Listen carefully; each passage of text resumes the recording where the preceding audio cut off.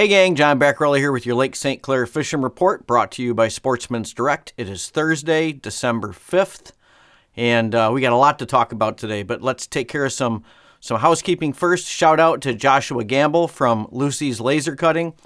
Joshua has donated custom hats for prizes for all of our big fish categories. So that's the perch, the rock bass, crappie, bluegill, farm animal, silverfish, walleye, pike. We've got hats for all the winners at the end of the contest, which is going to end in mid-March.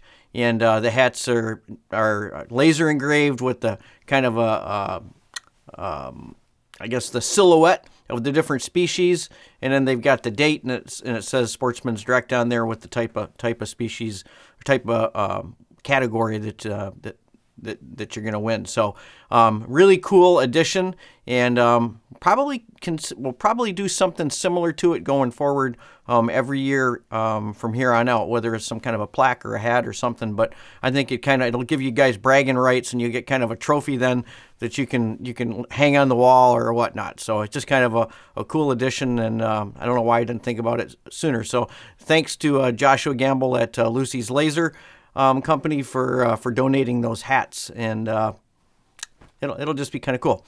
So here's the big news: water temperature at Belle Isle, 35 degrees today, down from 48 degrees on the 22nd. So that was just 2 weeks ago. It was actually my birthday, so it would have been nice to have that for a birthday present then, but I'll take it now because 35 is awesome. We might actually be close to a record low temp at Belle Isle for this date. So that's amazing to go from 48 to 35, and actually if you go back another week before that, I think we were in the mid 50s. So that's one heck of a transition that this lake has gone through, and it's all been because of this super extended cold that we've had, and the winds, especially the winds that we had just the last 24 hours or so, have sucked like another 3 degrees out of the lake. It was 39 degrees just like 3 days ago, so it's 4 degrees in 3 days. So that's amazing how quickly it cooled off. So, and the weather, and I know you guys are immediately going to say, yeah, but it's going to warm up. Yeah, well, let's talk about the weather forecast going forward. So we've got like another 60 hours or so below freezing, with brutal wind chills and some lows in the teens here coming up, I think tonight and tomorrow night. And then we warm up again on Sunday, and it's going to warm up for 3 days. And they keep going back and forth on the warm up, and that doesn't really, honestly, I don't think it's going to matter much. So, because then we're going to cool right back off after that, and it's supposed to, then it's anybody's guess once we get outside the 10-day forecast. But what I will tell you is, now I use this Weather Underground app a lot, and that's the one I usually post here on our videos. But the guy that I watch online is called Direct Weather. And the thing I like about Direct Weather is Direct Weather, the guy goes through and he shows a bunch of different forecasts, and he explains them. He doesn't get right down to the actual temperatures, but he talks about the patterns and these different models and which ones have biases, like to the south or to the north or the northeast. I mean, all the different models have different biases. So depending on which weather channel or which app you use, they all have different biases too, because they have certain types of forecasts that they like to use. And there's a whole bunch of, there's like 30 different forecasts that are out there, different weather models. So anyways, I watch that Direct Weather guy, and it looks like it's going to get cold and stay cold maybe outside of that December 20th range, and then going into January. So, but we'll see. It's the weather. But anyways, don't freak out. It is going to get warm for a couple of days. Looks like mid 40s and some rain, and then it's going to cool back off. So, but the point is, we are making ice right now, and there is likely going to be fishable ice, and I'm going to use my terms carefully here. There will likely be fishable ice starting tomorrow in certain places, And I'm not telling anybody that it's safe ice or anything like that, but I'm saying there's going to be guys that are going to be on the ice and they're going to be fishing. So that's all I'll say about that. And with that, I'm going to jump right in to the ice report. Okay, so I did this yesterday, not today, with all the crazy wind and everything today, and I had to work all day today, but I was able to get out yesterday morning, and I drove up to the north end of the lake, all the way up by Bobby Mack's and up by the raft and everything. And needless to say, with that wind, and it was windy yesterday, nowhere near as windy as it was last night and today, but it was still windy, and the lake was very, very angry. And it was rolling, and there was spray coming off the lake and freezing all over the place and everything. It was really nasty up there. It was all open water on the main lake. Now, the canals all the way up and down the lake, it's a mixed bag. You got some canals that are open to the wind, and those canals are staying open, and you have other canals that are more protected, and those canals were frozen.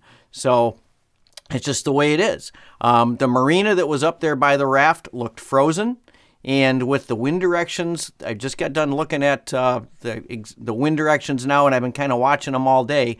It looks like they were pushing slush and really cold water up into that corner by the raft, and we may get lucky, and everybody's going to go and look at the live camera image tomorrow morning after sunrise, and we may get a surprise, and you may find that corner up there by the raft is frozen up. If it is frozen, it's going to be those ice balls again, or it's going to be a bunch of slush that's blown in there, and the water's going to be probably like coffee because of all the wind, because it was really trashed up there yesterday with all that wind that I saw. But I'm expecting maybe some good news, and that'll lock up, and then we have to ride the weather and everything and wait for it to settle down up there. But I think we may get some ice up there. Now, coming back down to the south a little bit, the next place that I want to mention is the Salt River by that kayak access that they put in there now, that kayak launch. It was frozen all through there. The only open water I could see there, and this was yesterday. So again, we've had more cold weather since then, and it's frozen up more. But the only open water I could see there was right underneath the bridge, and that never freezes. So that backwater area back there is another area that I would check if you're going to be somebody that's going to be out checking ice conditions, looking for that first ice. That would be one that I would check. And they didn't have the barricades up there yet, so maybe we'll get lucky this year and they won't put those concrete barricades up, and we'll be able to go back in there and park and access the ice. I'm not sure what they're thinking with that, but as of yesterday, they didn't have those barricades up. Keeping our fingers crossed, maybe they won't put them up, and that'll be a really good access point. That's that backwater area back there is historically that'll get perch early in the season, but it's got crappies and gills and other panfish back there, and it goes back a long way. So that's an area you would never fish that whole area in a full day fishing by any stretch.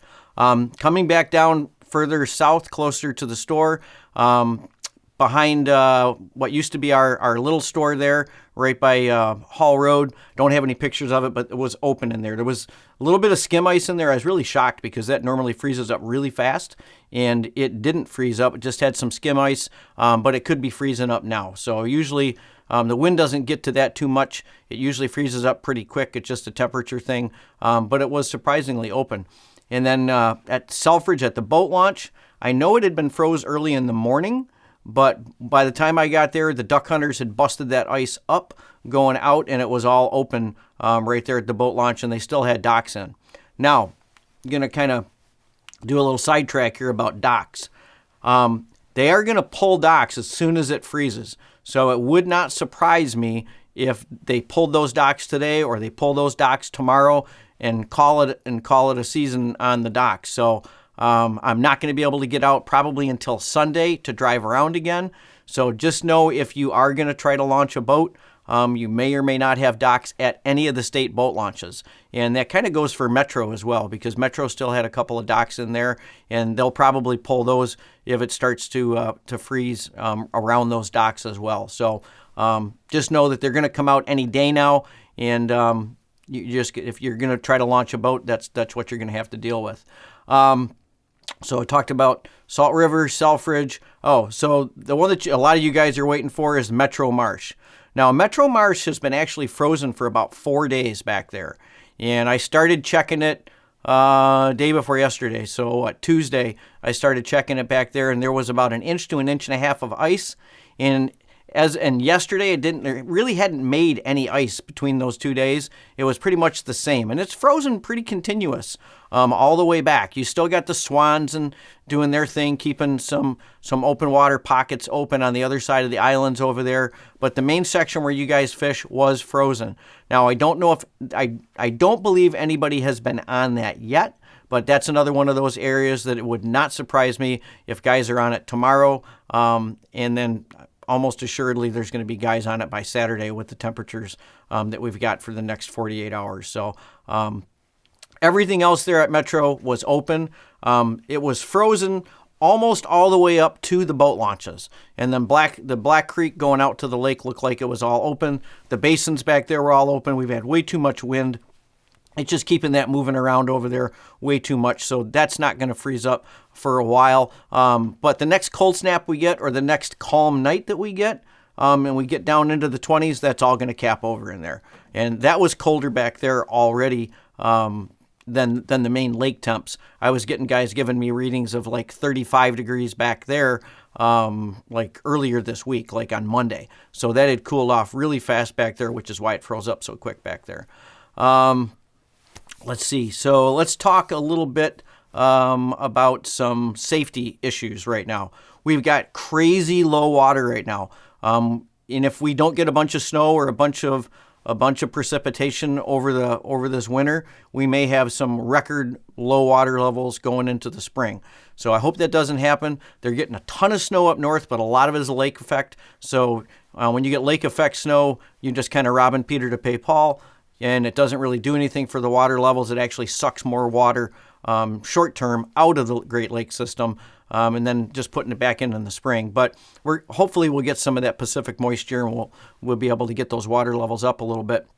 But anyways, so low water levels, what does that mean to you guys? It means especially early season when you're fishing these canals and you're accessing off of seawalls and off of docks, that water is going to be really, really low, okay? Which means that you're going to want to bring something to get down on the ice with. And it's not a bad idea to bring two things, especially early season, to bring a board and a stepladder.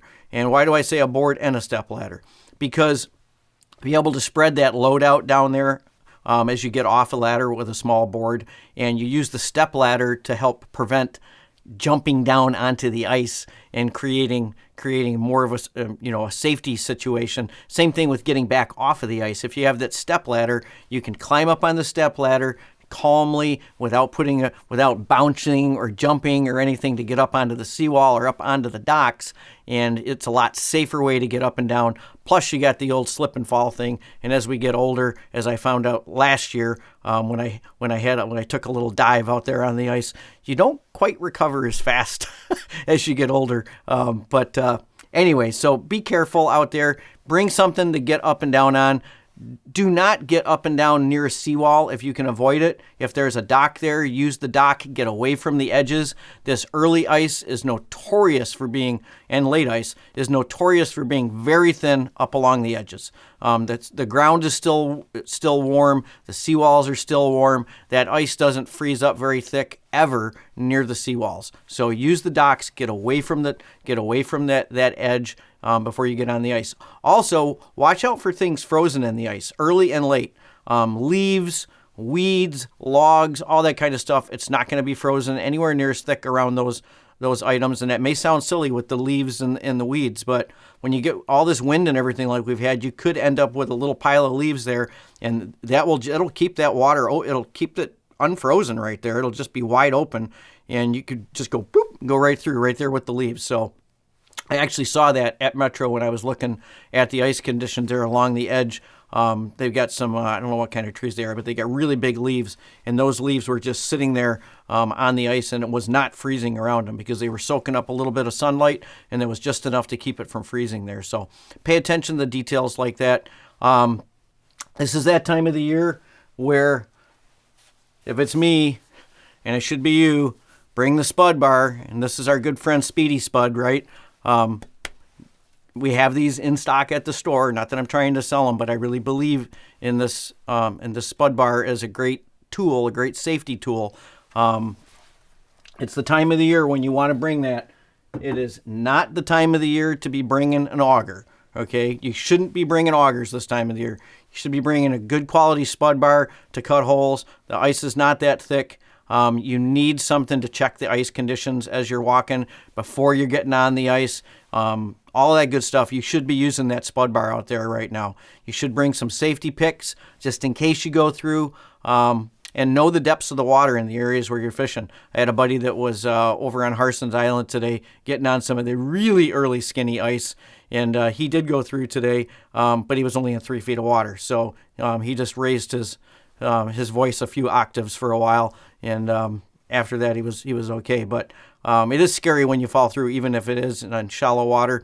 And if you can't get out, even if you fall in shallow, say you fall in some place that's shallow and it's really mucky, and you're a ways from shore and you have to bust ice to get to the shore, you could be hypothermic by the time you get there just from being in that really cold water. So it's nothing to mess with. So use some caution if you are out there, guys. Like I said, I am not saying that the ice is by any stretch safe at this point, but I do know that guys are going to be on the ice in various places around the lake, and that's begun now. So from here going forward, other than to talk about guys like Mike Coleman, who just got a really nice muskie casting from shore, I think just yesterday.